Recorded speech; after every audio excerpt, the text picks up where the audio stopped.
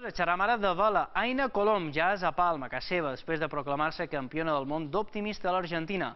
En el Club Nàutic de Serenal, el seu club, l'han rebuda amb els braços oberts. Ha estat la gran protagonista en el Club Nàutic de Serenal. Aina Colom, la flamant campiona del món d'Optimist, ja és a casa seva. La regatista de 14 anys viatjava en el Mundial de l'Argentina amb opcions, però va ser en el camp de regates quan va començar a creure en les seves possibilitats. Molt contenta, però també molt cansada perquè he arribat avui de matí. El tercer dia vaig veure que anàvem bé perquè ja duen la meitat del campionat i me mantenia dalt encara i no havia baixat. I aquí vaig pensar que podia seguir a dalt. La família de Naina va viure el seu triomf en el Mundial amb molta emoció i nervis. Vibrant, no? Jo he passat pena, no?